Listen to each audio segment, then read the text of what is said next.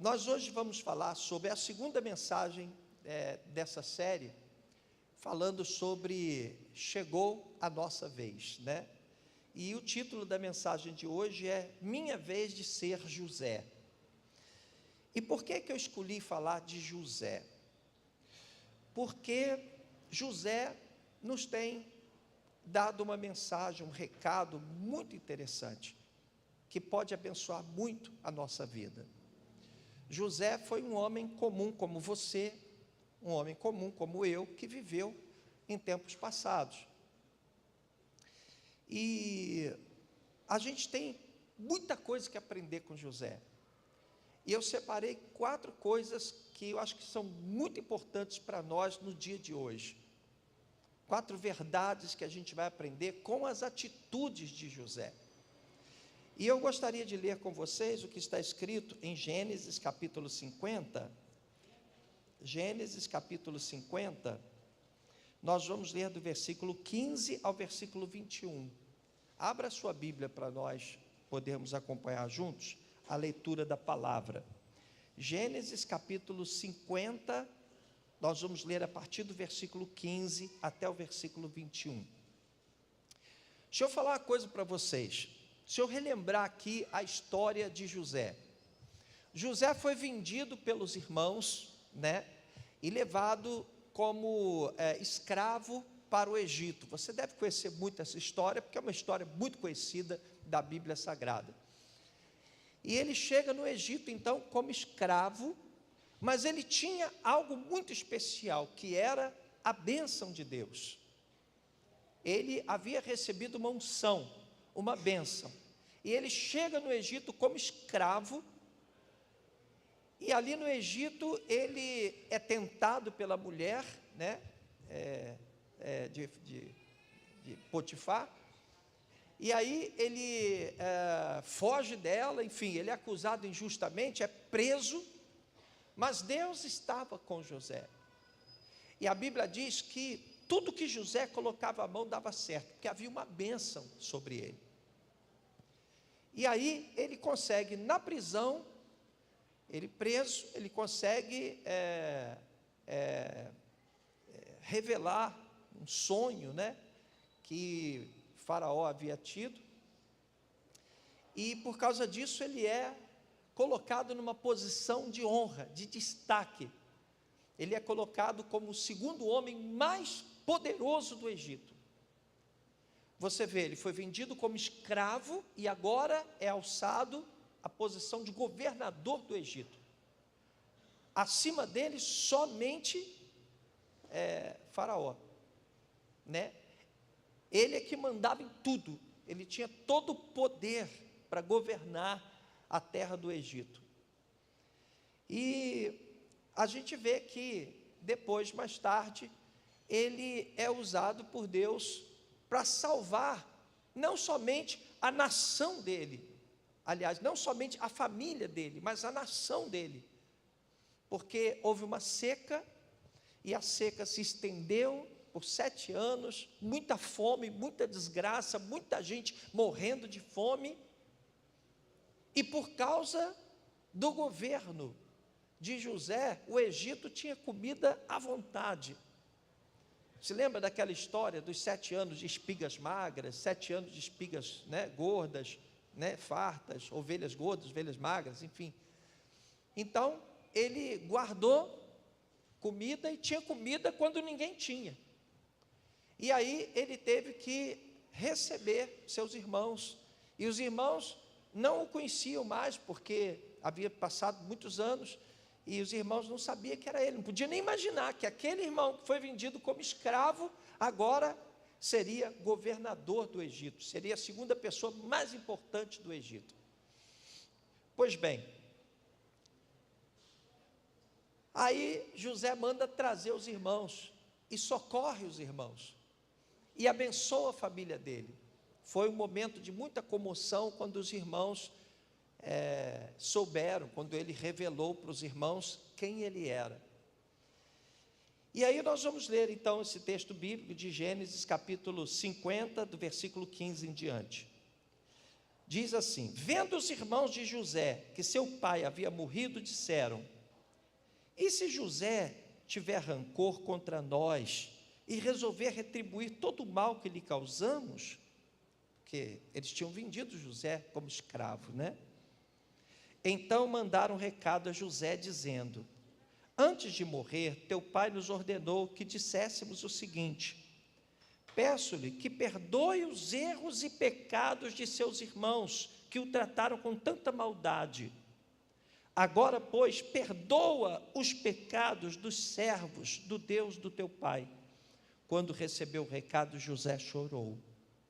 Depois vieram seus irmãos, prostraram-se diante dele e disseram: aqui estamos, somos teus escravos. José, porém, lhes disse: não tenham medo. Estaria eu no lugar de Deus? Quer dizer, quem sou eu para julgar vocês? Estaria eu no lugar de Deus? Vocês planejaram mal contra mim, mas Deus o tornou em bem, para que hoje fosse preservada a vida de muitos. Por isso, não tenham medo. Eu sustentarei vocês e seus filhos. E assim os tranquilizou e lhes falou amavelmente. Amém? Pois bem, quais são as 4 lições importantes que a gente pode extrair dessa história de José? A primeira lição: nós precisamos estar firmes na hora da pancada, na hora da adversidade, quando a gente leva burdoada. E eu queria que você entendesse nesta manhã que ninguém mesmo, está livre de levar pancadas na vida. Ninguém. Se você ainda não levou, vai levar, porque até Jesus levou pancada. Você vai se decepcionar, você vai enfrentar situações de adversidade. A gente tem falado muito sobre isso aqui. O verdadeiro cristão precisa estar pronto para levar a burdoada. Senão ele fica, mimizento. Esse é o termo. Qualquer coisinha que aconteça com ele, ele começa a achar que é a pessoa menos favorecida do mundo, coitadinho de mim, eu estou sendo prejudicado. E aí ele deixa de lutar, ele deixa de ter força para ficar de pé. Quando Deus disse para Josué: Josué, vai lá, invade essa terra, e toma essa terra, invade essa terra, domina essa terra. Deus disse para ele: olha, você tem que ser forte e corajoso. Por quê? Porque você pensa que vai ser fácil? Não vai ser fácil, vai ser difícil. Aí a gente fica dizendo aqui para você: olha, chegou a nossa vez, vamos avançar, vamos lá e vamos fazer acontecer, nós somos o povo de Deus, nós somos o povo abençoado do Senhor. E o que é que você faz muitas vezes? Ó céus, coitadinho de mim, eu sou tão pequenino. Muitas vezes você fica se lembrando, ou o teu inimigo, o diabo, fica fazendo você se lembrar das muitas vezes que você tem sido injustiçado, e fazendo você sentir comiseração, autocomiseração, autopiedade. É a pior coisa que pode acontecer, você achar que é um coitadinho, que é vítima, que está levando pancada de todo mundo, e aí você fica naquela condição de vítima, e você não reage, você não age pela fé. Talvez você esteja agora pensando: não, mas eu não faço isso. Será que não faz? Será que intuitivamente você não faz? Será que sem perceber você não faz? Quando você sabe que alguém falou mal de você, quando alguém deixa de cumprimentar você, quando alguém te trata mal, quando alguém diz uma palavra mais dura para você, quando realmente você é injustiçado, porque será injustiçado, muitas vezes até o próprio Deus permite que você passe por situações para que você tenha dependência exclusivamente dEle. Às vezes você confia no seu casamento e depois você se decepciona. Às vezes você confia num amigo e decepciona. Às vezes você confia num irmãozinho da igreja e às vezes você se decepciona. Porque a nossa confiança está no Senhor. Todo mundo pode falhar. Aliás, todo mundo vai falhar. E lembrando aqui de José, José havia sido vendido, havia sido acusado, traído, ele foi preso injustamente. Mas ele não se deixou abater, ele ficou firme nas adversidades. Você quer viver os grandes momentos que estão prometidos para você? Esteja firme na hora da angústia. Ser forte e ser corajoso. Diga para quem está do teu lado, seja forte e corajoso. Se alguém chutar a tua canela, vai doer. Mas e daí? Tem muitas canelas sendo chutadas por aí afora. Você vai passar por muitas tribulações, mas esteja firme nas adversidades, senão você quebra o propósito de Deus. Você quebra o propósito de Deus. Deus deixa de agir na sua vida porque você está vendido. Você está fraco. Porque você se entregou, se abateu. Se você se abater psicologicamente na hora da batalha, sabe o que vai acontecer? O inimigo vai te derrotar. Na hora da guerra, você não pode demonstrar fraqueza. Você não pode sucumbir, não pode se mostrar fraco. Por isso é que a Bíblia diz, diga ao fraco, eu sou, porque você não pode mostrar fraqueza. Se você mostrar fraqueza, teu inimigo cresce. É como numa luta, um boxe. Se o seu adversário acerta um golpe e você dá aquela balançada, o que teu adversário faz? Aproveita aquele momento para acabar de te nocautear. Sempre foi assim. Você está vendo essa guerra aí que está acontecendo?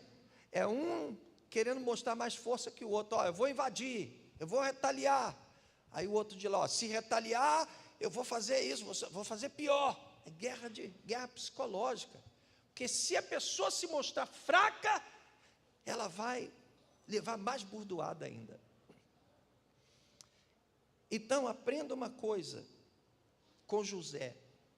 Se você quer que este seja o seu momento, se você está cansado de mesmice, se você quer sair desse marasmo, se você quer viver algo novo, se você quer realmente fazer algo diferente, quer deixar Deus agir na sua vida, para que este seja o teu momento, seja como José, saiba encarar as adversidades. Você levou uma burdoada, é vida que segue. Amém? Você está entendendo? Você está entendendo mesmo?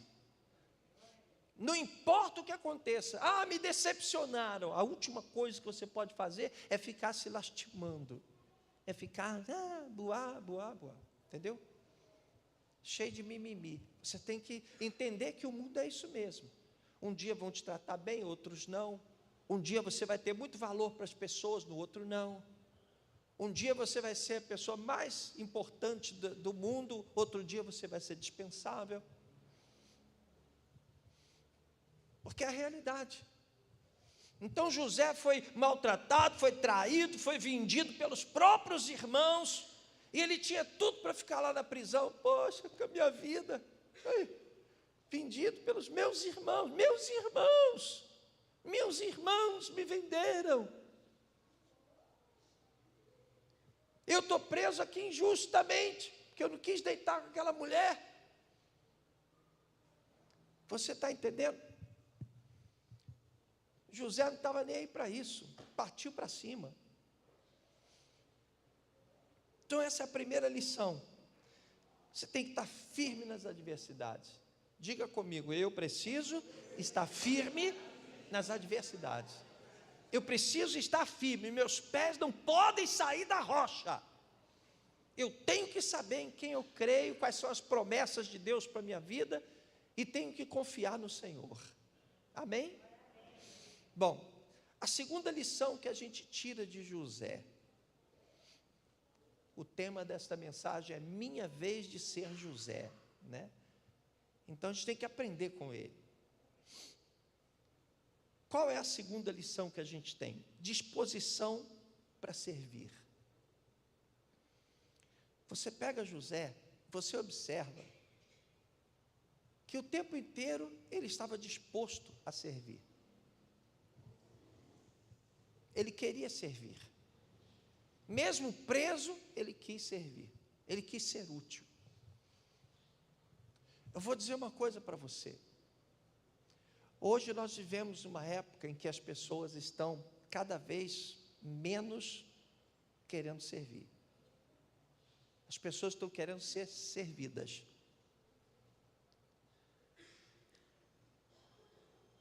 Eu acho que hoje, as pessoas que querem servir, elas são tidas como, vou usar uma palavra bonitinha para não usar uma palavra feia, bobocas. Sabe? Se você quiser servir, você é boba, você é bobo, você é idiota, me perdoe a palavra.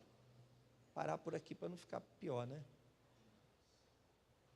Porque ninguém quer servir, as pessoas não querem servir.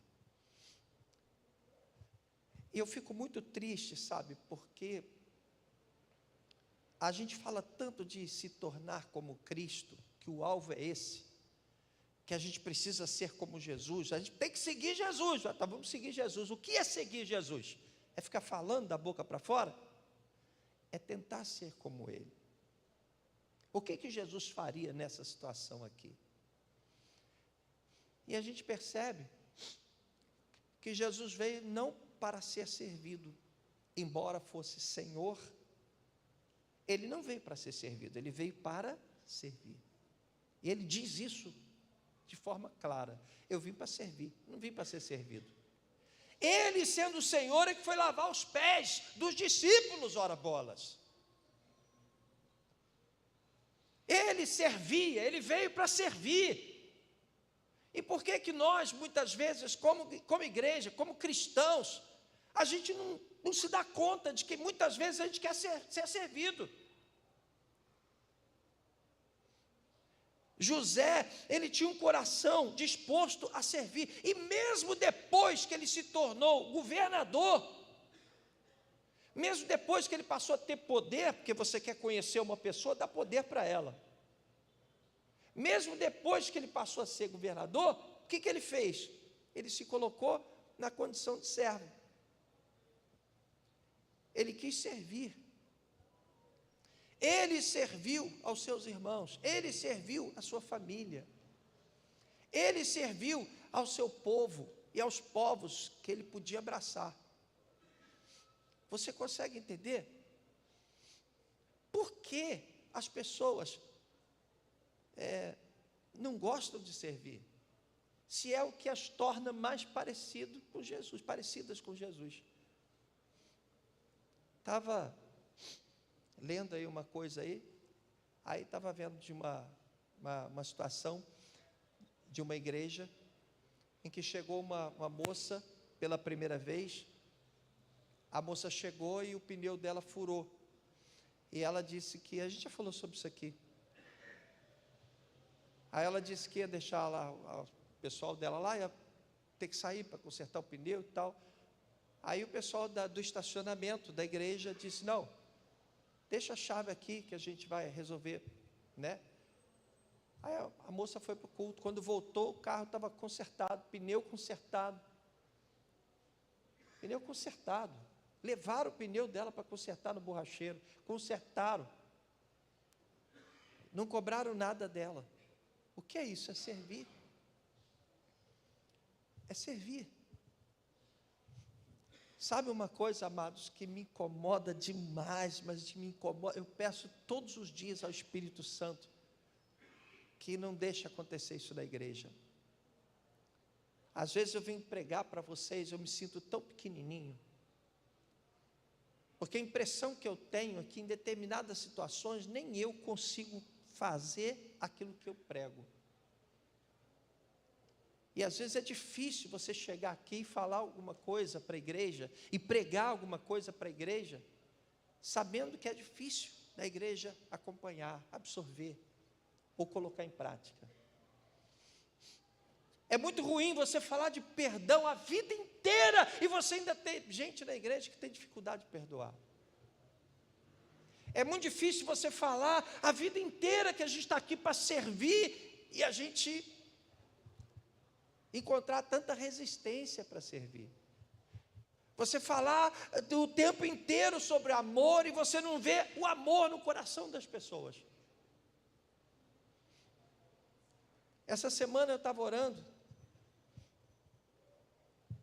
teve uma pessoa que me procurou, e a gente estava conversando, o que me levou a refletir sobre isso. Eu estava pensando, será que a nossa igreja é de fato acolhedora? Será que o que nós fazemos aqui realmente exterioriza o amor de Deus que a gente tanto fala? Você, por exemplo, você conhece a sua igreja? Você conhece seus irmãos? Ou você só conhece o grupinho que é mais próximo? Você se importa com as pessoas que não estão bem? Será que isso realmente acontece? Você realmente se importa com aquele que está ferido, que está caído? Ou de repente tem alguém que está do teu lado pensando em tirar a própria vida e você nem sabe disso? Nem o Espírito Santo te falou, e se falou você não ouviu. Você entende? A coisa é muito mais séria do que se imagina. O que é que a gente aprende com José? Ele se dispôs a servir, ele quis servir, ele quis ser servo. O verdadeiro cristão, ele tem que ter esse espírito, ele tem que ser aquela pessoa que vai lá, pega uma água e dá para o irmão. Ah, mas ninguém pega água para mim, que se dane se ninguém pega água para você, mas você pega para as pessoas. Você tem que ser aquela pessoa disposta a ouvir alguém, a gastar tempo para escutar alguém. Você tem que ser aquela pessoa que o coração dói se você percebe que alguém não está bem. Sentir a dor do seu irmão, querer servi-lo, querer ligar para ele para saber como é que ele está. Que isso é igreja, isso é cristianismo. A gente não pode perder essa disposição de servir, de querer fazer, de querer estar ao lado de alguém, de querer servir, fazer alguma coisa por alguém. E não é só dentro da igreja, não, mesmo fora da igreja, mesmo na sua casa. A gente está falando aqui, qual é o tema da mensagem? Chegou a nossa vez, tá? O que isso sugere para você dentro da sua casa? De repente já aconteceram tantas coisas no passado, e você fechou o seu coração, e você não quer mais servir dentro da sua casa. Você já não tem prazer de servir a sua família, você não tem mais prazer de servir a sua mãe, seu irmão, seu tio. A verdade é que você não tem misericórdia de ninguém, não tem amor, você nem percebe isso, mas a vida vai embotando a nossa visão, a gente não consegue enxergar. José tinha disposição para servir, mesmo quando ele estava no poder, por cima, ele ainda se colocou como servo, porque ele passou a servir aos seus irmãos, servir a sua família, servir ao seu rei, servir às autoridades que estavam sobre ele. Terceiro aprendizado que a gente pode ter com José, e é muito forte isso, muito forte, recebe aí essa palavra, muito forte, tá? Terceiro aprendizado, José venceu um grande inimigo, mas um grande inimigo, um dos maiores inimigos que nos atrapalham na nossa jornada. Ele venceu o rancor, ele venceu a mágoa. Ora, repito, ele foi traído, ele foi abandonado, ele foi injustiçado. tinha tudo para estar magoado, ferido. Por muito menos a gente fica assim, não, tal, não, sabe, a gente fica magoadinho. Você não pode dizer, chegou a minha vez, eu vou arrebentar, eu vou mudar, se você não for capaz de tirar do seu coração sentimentos que, como um câncer, estão corroendo você por dentro. Eu conheço pessoas que perderam a vida porque não foram capazes de tirar o ódio, o rancor, a mágoa do coração. Eu não estou dizendo que elas não estivessem com razão, que tivessem uma motivação para isso. Elas tinham motivação, mas elas não foram capazes de gerenciar isso. Elas deixaram isso crescer. É necessário que você entenda que para você ser o cara, para você fazer a diferença, para Deus agir através da sua vida, para Deus salvar a tua família, olha, preste atenção, receba essa palavra profética. Tem pessoas da sua família que ainda estão destinadas a irem para o inferno. Você já parou para pensar nisso? E você está comendo, bebendo, casando, se dando em casamento. Você está vivendo o dia a dia da sua vida como se nada tivesse para acontecer, como se você não acreditasse na Bíblia. E de repente tua mãe está pronta para ir para o inferno, teu pai está pronto para o inferno, teu marido, tua esposa, ou teus filhos, sei lá, ou amizades que você tem, que você ama tanto, que ainda não conheceram a Cristo. E o que você faz? Não, eu estou magoadinho. Você está desperdiçando uma energia, a tua mente está travada, você não está conseguindo ser bênção. Aí a gente fala aqui, chegou a nossa vez, vamos ser o sal da terra, vamos fazer a diferença. E você não pode fazer a diferença, porque seu coração está cheio de mágoa, cheio de rancor. Não que isso não justifique, que você tem lá seus motivos, tudo bem. Erraram com você, vacilaram com você, plantaram essa semente no seu coração, tudo bem, isso, não é isso que nós estamos discutindo. Mas enquanto você não tirar essas coisas ruins e lançar fora por amor a Cristo, enquanto você não tiver coragem de arrancar essas sementes ruins e jogar fora, e tirar essa mágoa, esse rancor, essas coisas que te aprisionam, que mexem com o teu emocional, sempre que Deus quer te usar, que está pronto para usar você para coisas grandes, aí esse emocional se aflora, e amarra você, e trava você, e você não consegue dar mais um passo. E o tempo vai passando, o relógio vai tic-tac, tic-tac, tic-tac, tic-tac, tic-tac, e você não consegue sair do lugar. Por que você fica travado? E não vai adiantar você dizer, chegou a minha vez, agora eu vou arrebentar, chegou, agora nós vamos em frente. Não vai, porque a mágoa é a mesma, o rancor é o mesmo, as amarras são as mesmas, e você está ali aprisionado em sentimentos que vão chegar no momento mais crucial das suas batalhas. Esses sentimentos vão chegar e vão paralisar você, e não vão deixar você andar, não vão deixar você caminhar. José tinha todo motivo para estar mal, cheio de rancor, cheio de mágoa. Ele foi traído, ele foi vendido pelos irmãos, ele foi jogado num buraco lá e deixado para ser levado como escravo para uma nação estrangeira. Foi tirado da sua família, foi injustiçado. Ele tinha tudo para estar com o coração cheio de mágoa, doído, sofrido, mas ele venceu, ele se absteve dessa mágoa, ele se absteve dessa raiva, desse rancor que ele tinha dos seus irmãos, e ele focou o que era importante.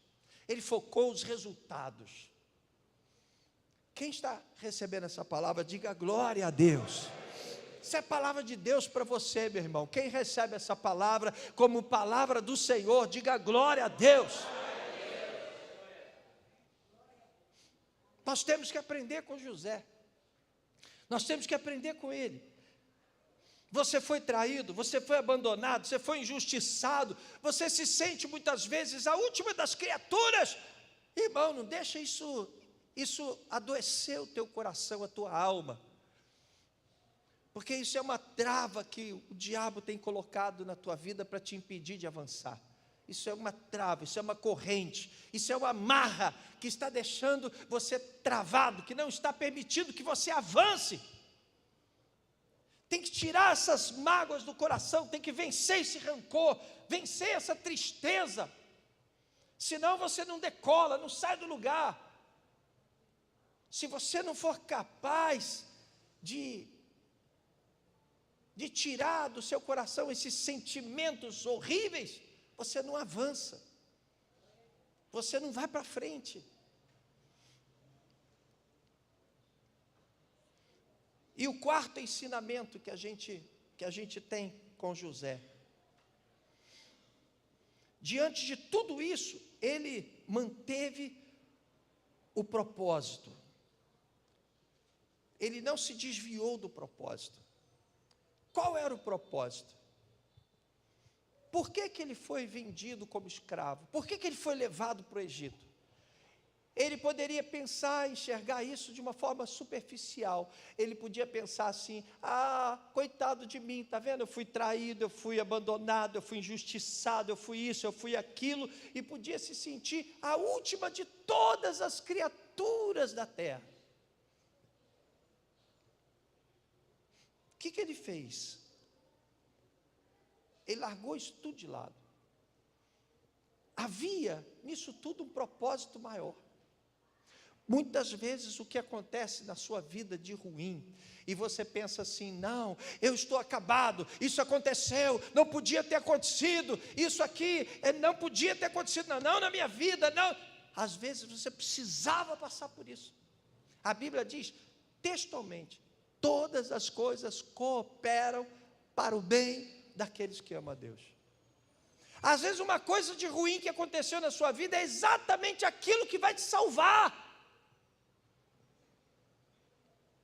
Às vezes é exatamente aquilo que vai te levar para o céu, que vai desencadear uma série de sentimentos no seu coração, que vão te amadurecer e vão te preparar para entender qual é o propósito de Deus na sua vida.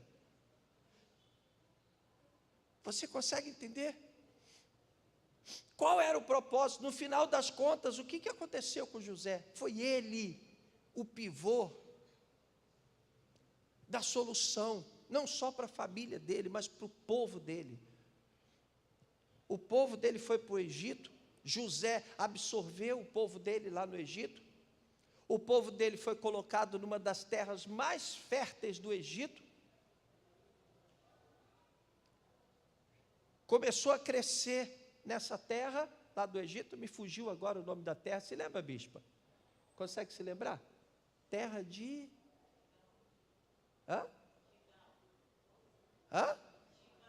Gigal? Não. Gigal.